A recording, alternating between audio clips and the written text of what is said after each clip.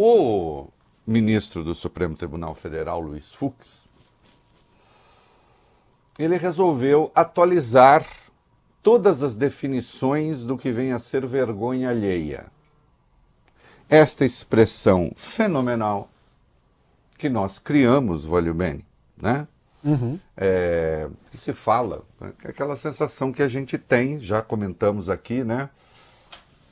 Você olha o outro fazendo coisas e diz, mas como pode, né?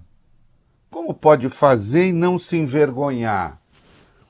Que senso moral é esse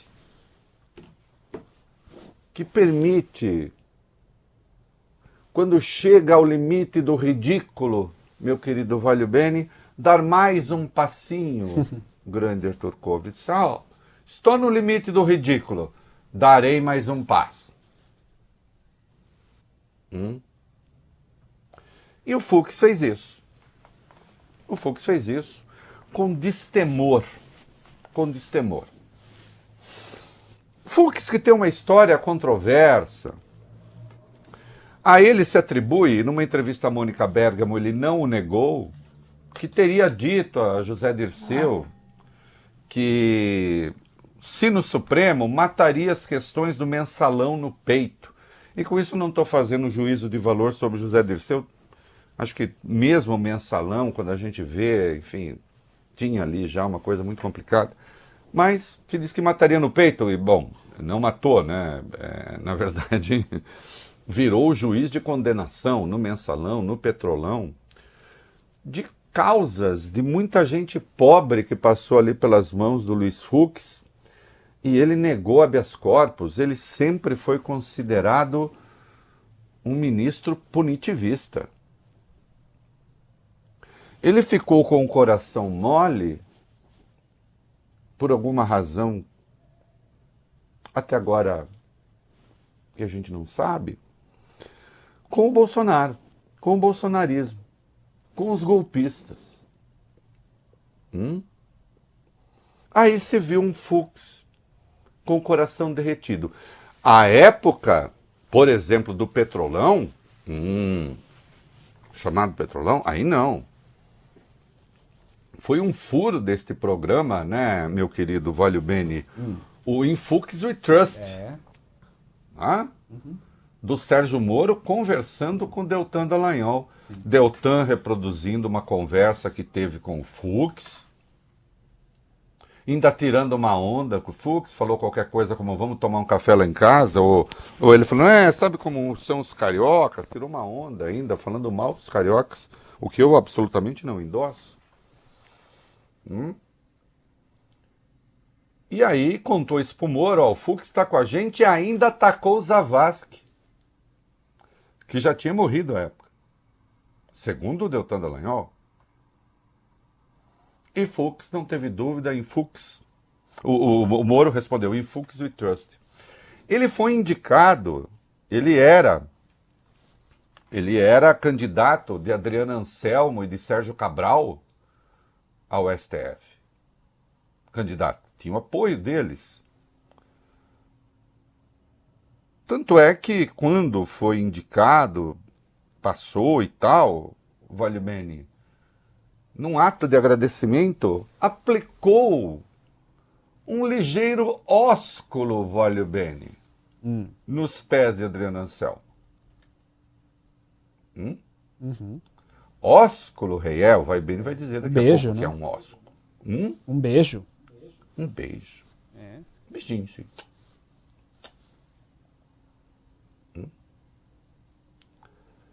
Tem uma trajetória controversa. Por exemplo, quando não era obrigatório devolver liminar em 90 dias,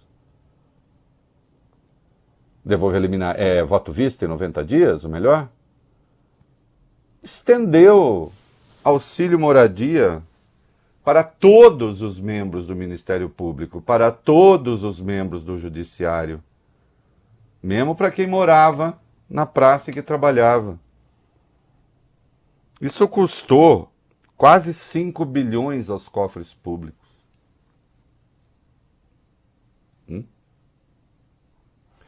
Não há jeito, Voglio Bene, Arthur. Eu concordei com o voto do Fux, acho até hoje uma vez.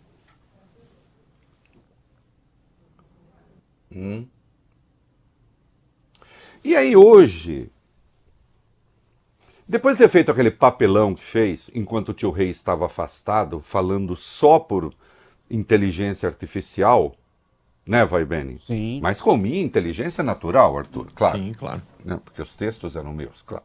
Perfeitamente.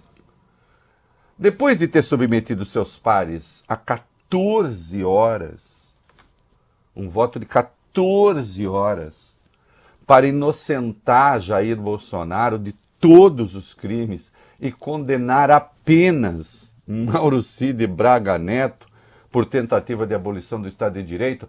E aí, Vai Bene, culpa do mordomo, mas isso parece coisa de filme B. Não. Eu aprendi que o Mauro Cid tentou, segundo o Fux, abolir o Estado de Direito, Vai Bene, sabe em proveito de quem? De si mesmo. Bolsonaro não tinha nada com isso. Não. Aí hoje, nós vamos ver, teve o julgamento do chamado núcleo 4 do golpe, a gente já fala. Antes de votar o núcleo 4, o fofinho resolveu fazer uma revisão dos próprios votos. Por quê, Voglio Bene? Por quê? Ele havia condenado, antes de absolver Bolsonaro, mais de 600 pessoas envolvidas com o 8 de janeiro. A maior parte ali, pena de 1 ano, coisa pequenininha. Vai bem? Coisa pequena. Só a gente, poucas pessoas tiveram punições graves. Mas ele condenou. Ele seguiu Alexandre de Moraes mais de 600 vezes. E Fux é um juiz experiente. Fux veio do STJ. Ele é um juiz.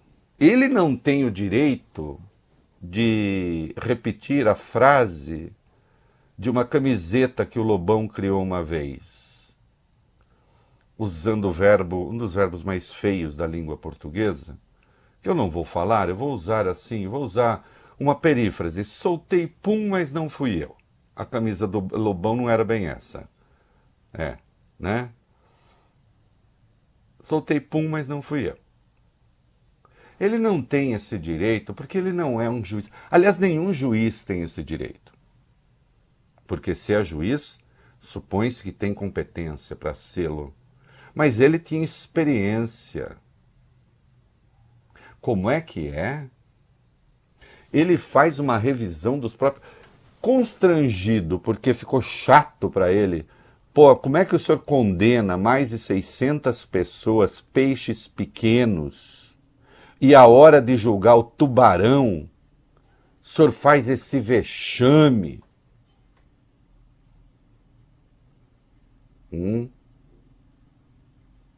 Ficou chato, ficou feio, injustificável, inaceitável. Aí, Voglio Bene, parecendo que ele tinha feito um julgamento há 20 anos, não, foi outro dia. Aí ele resolveu fazer o meia-culpa.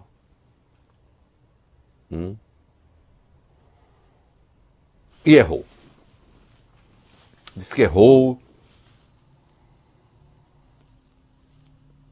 Mas errou depois que viu o caso do Bolsonaro? Errou? Como assim? E aí, como se estivesse falando de si mesmo o tempo todo, na verdade ele estava criticando seus pares.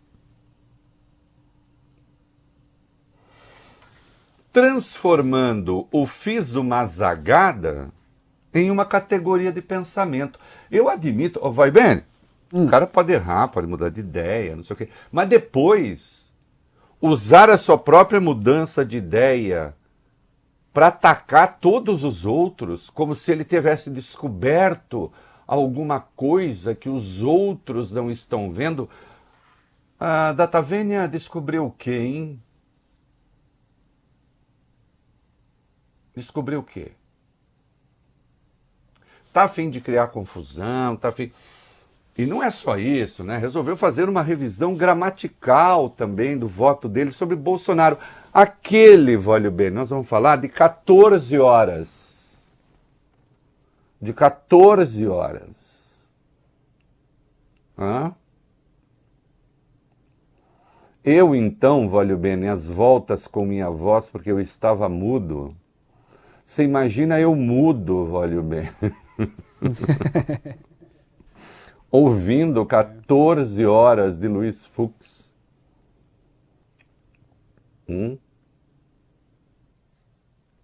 Sem poder estar aqui na companhia de vocês para falar o que eu pensava daquelas barbaridades que ele está dizendo. Falava, mas por escrito.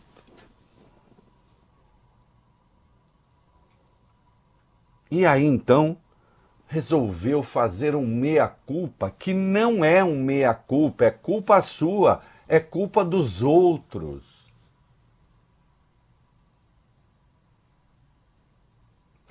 Nunca o Supremo passou por um momento tão constrangedor, ele se torna a figura mais vergonhosa que já passou pelo STF.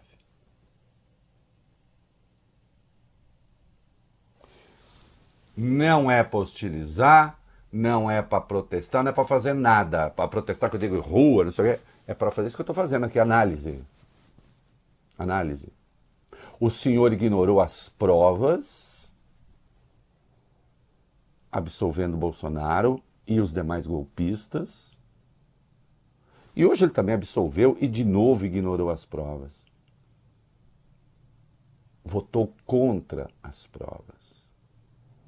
E alegando superioridade jurídica. Como se só ele estivesse enxergando alguma coisa. Aliás, deveria ser denunciado, voglio bene, Arthur, para cortes internacionais. Sabe por quê? Nunca ninguém submeteu uma corte inteira, nesse caso meia, né, a turma, a tratamento desumano, degradante, o vai bene. Tortura. Torturou os seus colegas. E ali, e não tem jeito, ele é irremediavelmente cafona também, né? Porque ali, algumas horas assim, com uns troços que lembravam um pouco assim, uma coisa meio adaptada, tinha laivos de Queiroz, mas mal trabalhado, era um negócio ruim.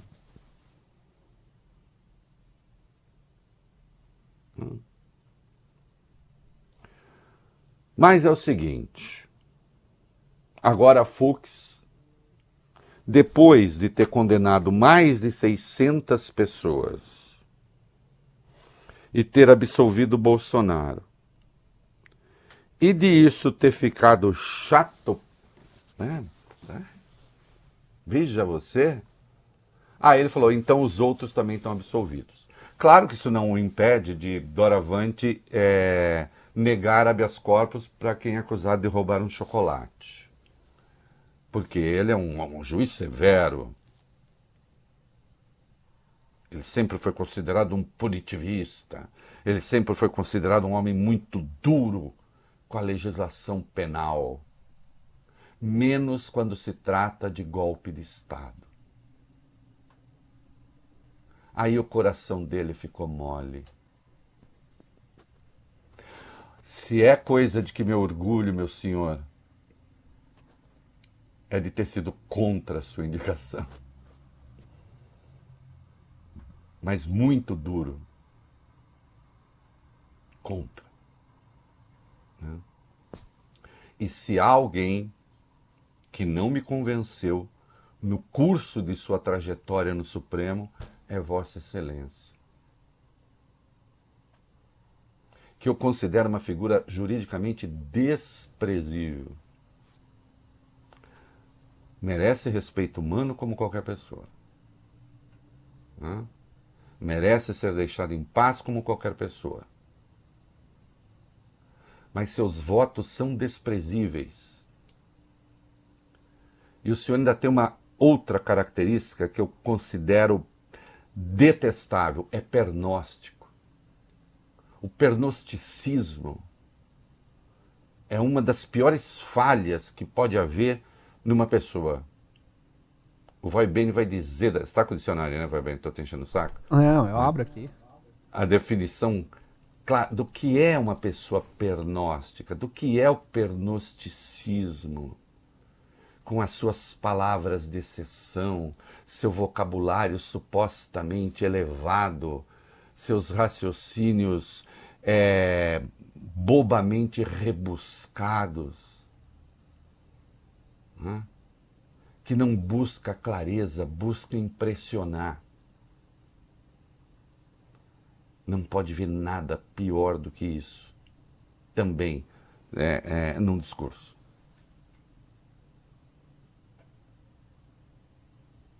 Né?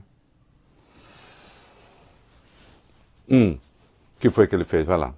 No julgamento de hoje, do chamado Núcleo 4, a gente já vai explicar como anda esse julgamento. Ele pediu para fazer essa espécie de meia-culpa que você citou, dizendo que errou naquelas condenações. Vamos acompanhar. O magistrado não deve buscar coerência no erro, nem se submeter a rótulos que aprisionem a sua consciência, seja o de punitivista, seja o de garantista. O único rótulo que honra o juiz é o da justiça, ao respeitar o devido processo legal e dar a cada um o que lhe é devido segundo a lei, observando sempre a proporcionalidade. Já ensinava Calamandrei: há mais coragem em ser justo parecendo ser injusto do que ser injusto para salvaguardar as aparências da justiça. Essa é a coragem que eu invoco. Estou falando da minha pessoa como juiz, ao reconhecer que meu entendimento anterior, julgamos muitos casos, embora amparado pela lógica da urgência, incorreu em injustiças que o tempo e a consciência já não me permitiam sustentar. O meu realinhamento, pois, não significa fragilidade de propósito, mas firmeza na defesa do Estado de Direito. O que é o pernóstico mesmo, Voibene? Primeira acepção, que eu, aquele que é presumido, afetado, pretensioso. Segunda acepção, que eu, aquele que se mostra teimoso, não é o caso, né, recalcitrante. E terceiro, que eu, aquele que gosta de empregar termos inusuais, os quais não raro desconhece. Viu, Voibene? Como ele é um pernóstico. Sabe o que eu acho maravilhoso? Primeiro que o jurista Calamandrei, como já disse, se você for procurar, eu sou capaz de jurar que a primeira frase que aparece na inteligência artificial do Google vai ser essa. Eu sou capaz de jurar.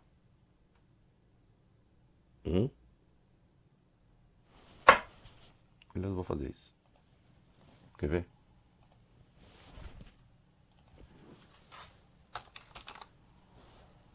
Só um minuto. Tá bom. Sem problema. E tá lá jogando na inteligência artificial para ver se... Olha lá, não deu outro. Não dá outra. Primeira frase que aparece. Melhor é ser mole, não sei o quê, do que ser duro e ser injusto. Primeira frase. 2. Toda essa aula de Estado de Direito, essa escolinha do professor Raimundo de Estado de Direito, mas não dado pelo professor Raimundo, que afinal de contas dizia coisa com coisa, né? Mas parece coisa do Rolando Lero, né? Do grande Rogério Cardoso. Quer dizer que então, antes estava votando e sendo injusto, não estava respeitando o Estado de Direito, descobriu o Estado de Direito só quando estava julgando Bolsonaro?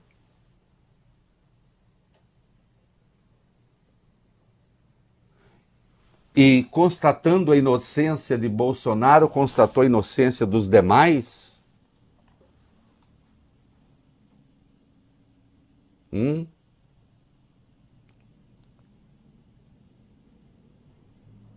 E aí veio com a cascata de que um juiz não pode julgar com comoção, né? Solta aí. Né?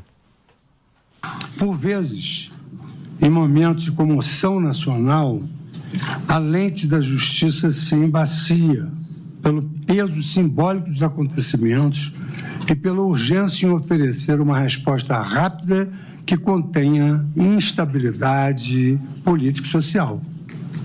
Nessas horas, a precipitação se traveste de prudência e o rigor se confunde com firmeza.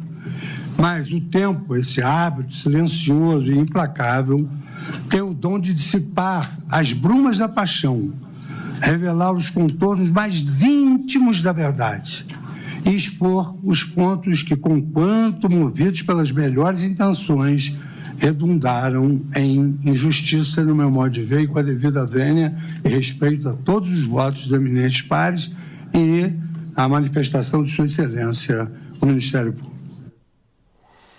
As brumas que diabo, cafona, não é? O senhor estava votando, o senhor é um juiz que não tem isenção para votar? O senhor se deixa levar pelo alarido? É isso? O senhor tem que deixar o Supremo. O senhor tem que renunciar. Renuncia, Fux. É o que eu lhe recomendo.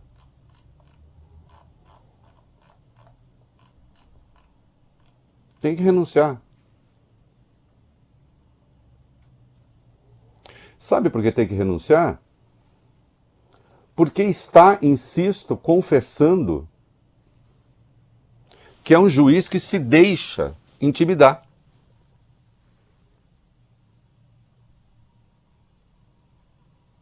Hã? Olha, senhor, há muito tempo já não merecia mais estar aí. Hã? Ainda há tempo de fazer a coisa certa. Né? Vamos falar um pouquinho mais de julgamento? Vai lá. A primeira turma do STF está julgando o chamado núcleo 4 da trama golpista, que é o da desinformação, estruturado para criar falsas informações que criassem a agitação necessária para que se desfechasse o golpe. São réus desse núcleo o ex-major do Exército Ailton Barros, o major da reserva Ângelo De Nicoli, o subtenente Giancarlo Rodrigues, o tenente-coronel Guilherme Marques Almeida, o policial federal Marcelo Borvemetti, o coronel Reginaldo Bormevete, coronel Reginaldo Vieira de Abreu e o engenheiro Carlos Rocha, presidente do Instituto Voto Legal. Como é que tá a votação, hein? A gente já tem aí? Como é que tá? O ministro Alexandre de Moraes, relator, votou pela condenação de todos, exceto Carlos Rocha, pelos crimes de tentativa de abolição do Estado de Direito, tentativa de golpe de Estado, organização criminosa, dano qualificado e deterioração de patrimônio tombado. Rocha foi condenado por 2 crimes apenas, tentativa de abolição do Estado de Direito e organização criminosa, e foi seguido inteiramente por Cristiano Zanin. Na sequência, foi a vez de Luiz Fux. Ele abriu divergência e votou pela absolvição dos 7 réus. Claro. Aí, vai, Beni. Não existe pecado do lado de baixo do Equador. Vamos fazer um pecado rasgado, suado, a todo vapor. Me deixa ser teu escracho, capacho, seu cacho, riacho de amor. Quando é missão de esculacho, olha aí, sai de baixo. Eu sou professor. Deixa a tristeza pra lá. Quando é lição de esculacho, olha aí, sai de baixo. Eu sou professor.